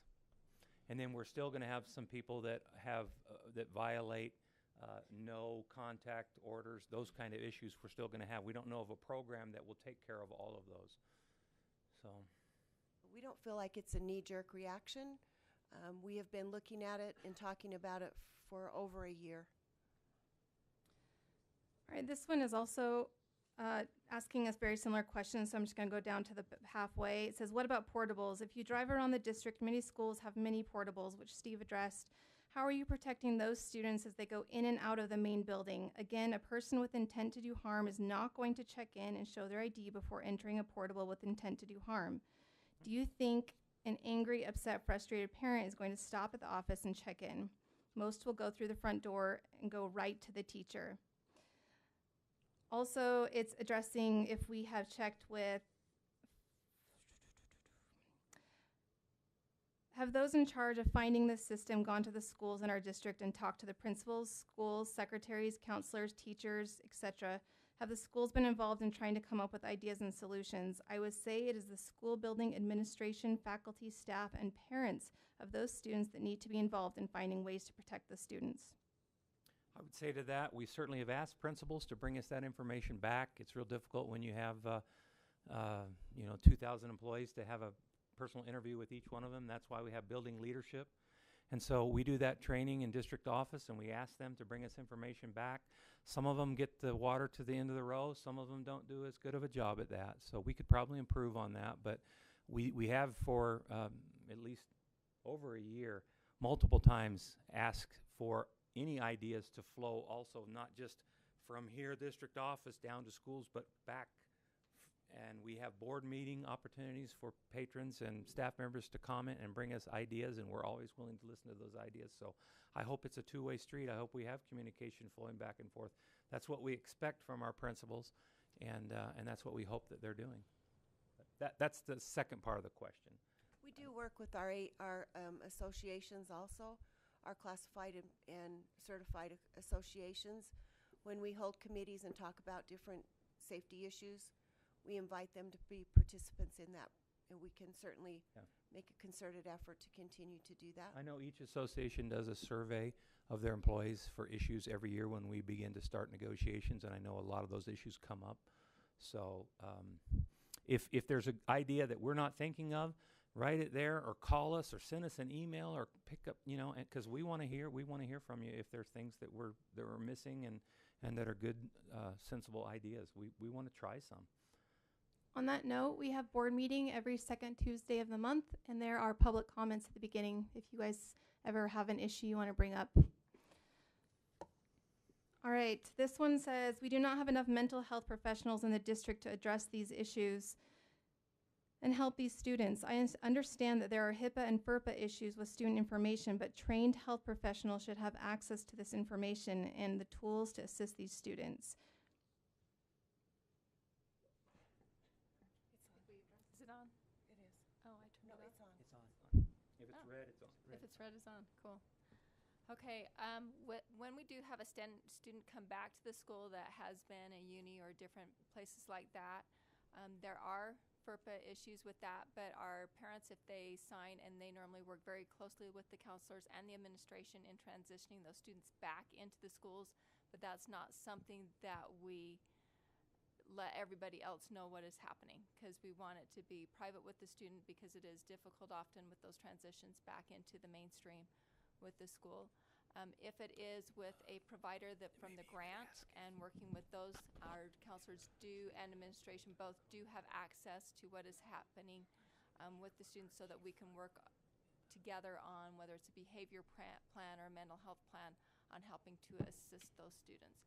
So we do have that in place, that we do work with those students trying to work them back, but at the same time to protect their privacy also.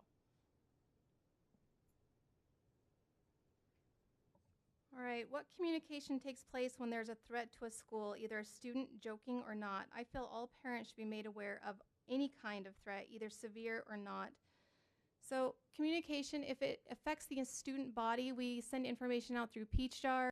If it's drastic, we'll definitely contact media and to help disseminate information. We do a phone call using our school messenger system.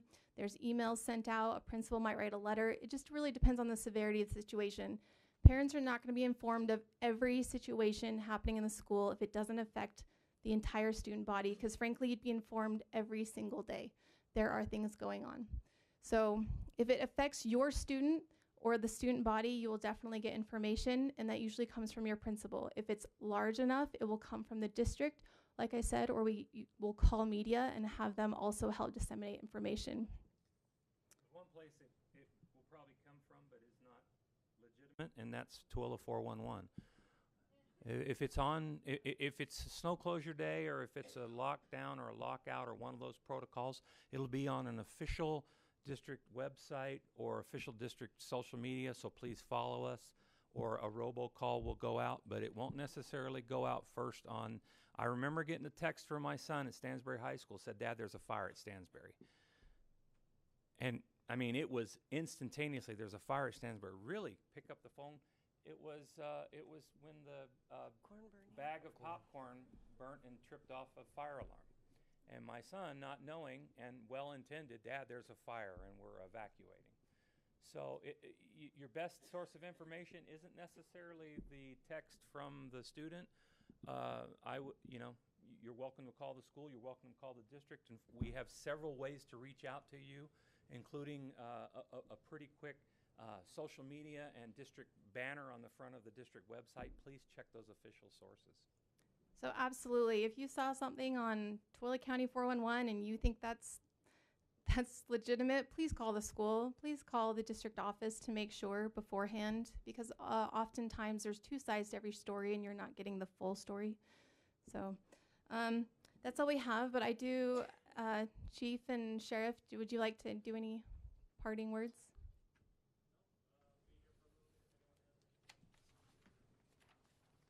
Chief? Do you want to come up here?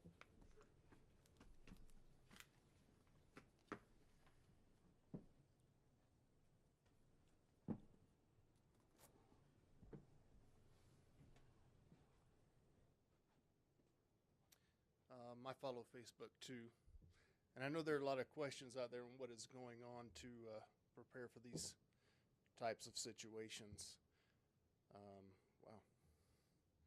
It moves. It moves. Spin around. So we do a lot of trainings at the school to become familiar with the school.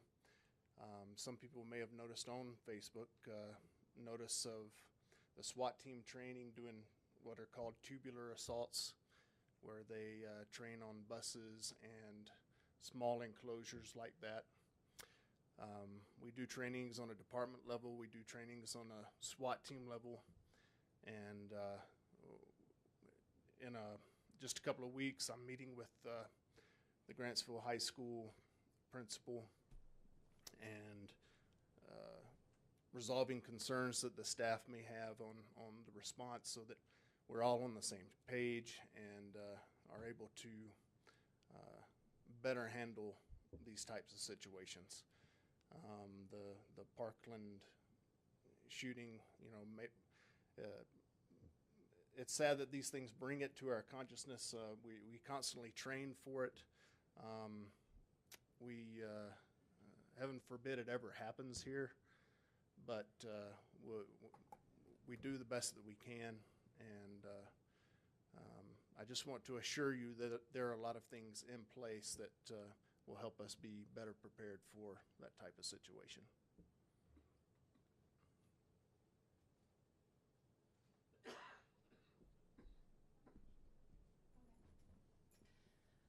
All right, because of the short amount of time, we did do the write-in questions. Some of you are going to probably still have some, but we are short on time, so we're going to end. Please feel free to email us. Go to tooeleschools.org and hit contact. We will get that email and get you an answer as soon as possible. Please go back on the back and write ideas and suggestions on different topics that we need to be covering, things we need to be looking at. I was looking at some of your faces and you didn't get the answer you wanted. So again, if you still have concerns, please bring them up. We are here as a partnership. We always say it takes a village. It truly does. It's not just parents. It's not just educators. It's both of us together working to make sure that our kids are safe. So thank you guys so much for coming. We really appreciate it, and please drive safe. You want me to send you my PowerPoint? You want me to send